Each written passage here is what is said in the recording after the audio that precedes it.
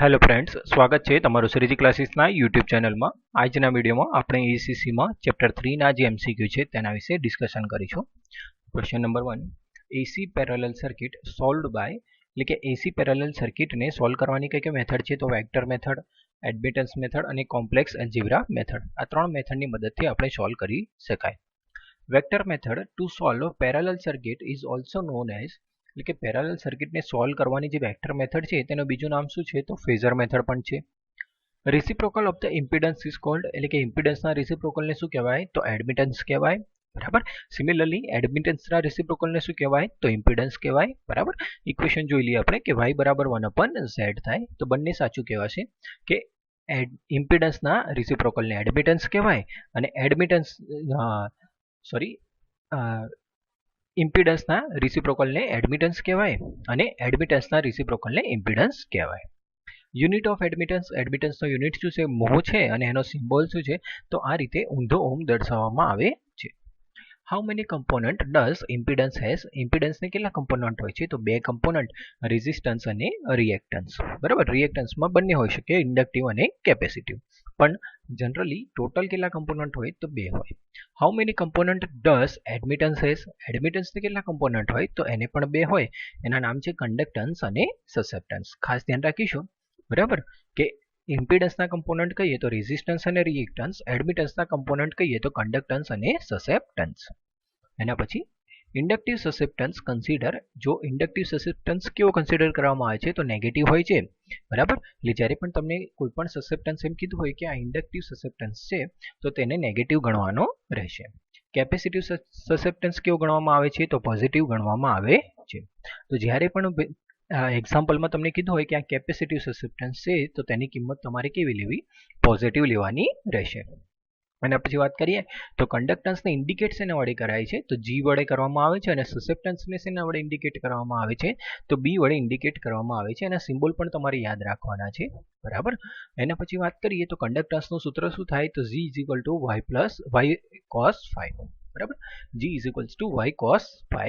તો અહીંયા તમને બ્લેન્ક આપી અને આવું ઇક્વેશન પૂછી શકે છે. એવી જ રીતે સસેપ્ટન્સના ઇક્વેશનનું પૂછી શકે કે b = y sin phi. બરાબર. એના સિવાય બીજું પણ એક ઇક્વેશન છે કે y = g + jb. બરાબર. તમે બુકમાં જોશો તો તમને મળી જશે કે જેવી રીતે આપણે ઇમ્પિડન્સનું સૂત્ર લખીએ કે z = r + jx, એવી રીતે આનું પણ સૂત્ર લખાય કે y = g + jb. બરાબર. એના પછી reciprocal of resistance is called, રેઝિસ્ટન્સના રેસિપ્રોકલને શું કહેવાય તો કન્ડક્ટન્સ. તમને કીધું એ પ્રમાણે સૂત્ર ખાસ ધ્યાન રાખીશું કે કદાચ G = 1/r અહીંયા તમને બ્લેન્ક પૂછી શકે. બરાબર. Reciprocal of reactance is called, રિએક્ટન્સના રેસિપ્રોકલને શું કહેવાય તો સસેપ્ટન્સ કહેવાય. એટલે અહીંયા પણ તમને કદાચ બ્લેન્ક પૂછી શકે અથવા તો આ જ પૂછી શકે છે. બરાબર. એટલે અહીંયાથી તમારે ખાસ ધ્યાન રાખવાનું છે કે સૂત્ર પણ યાદ રાખતા જઈશું. Power factor of parallel circuit given by, power factor કઈ રીતે અપાય છે તો cos phi = g/y અથવા તો tan phi = b/g. આની વડે આપણે પાવર ફેક્ટર આપી શકીએ છીએ.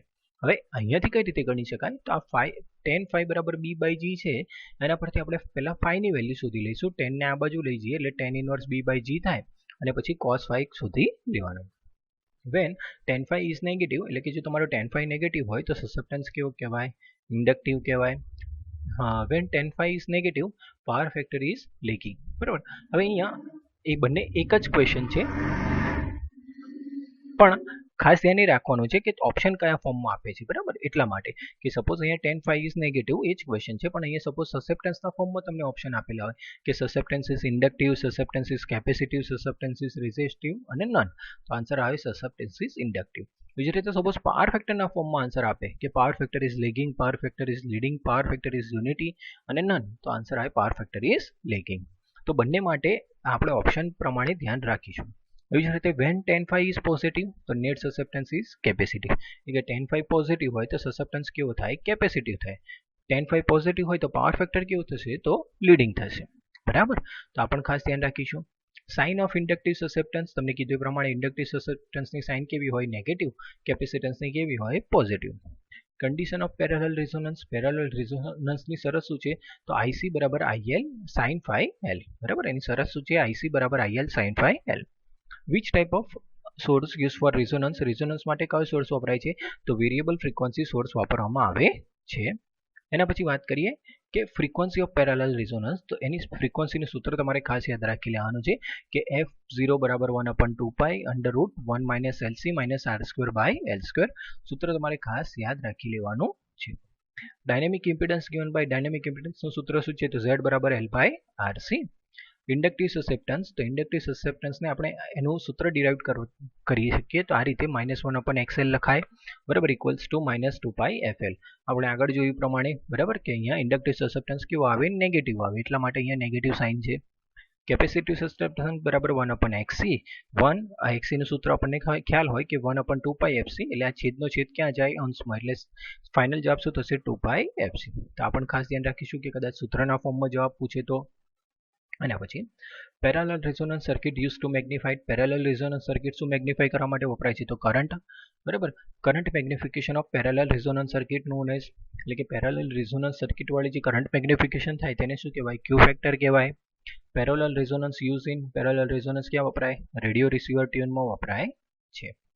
એના પછી આપણે બંનેનું કમ્પેરિઝન કરેલું છે, સિરીઝ રેઝોનન્સ અને પેરેલલ રેઝોનન્સ. તો સૌથી પહેલા વાત કરીએ તો સિરીઝ રેઝોનન્સની, કે જે સિરીઝ રેઝોનન્સ છે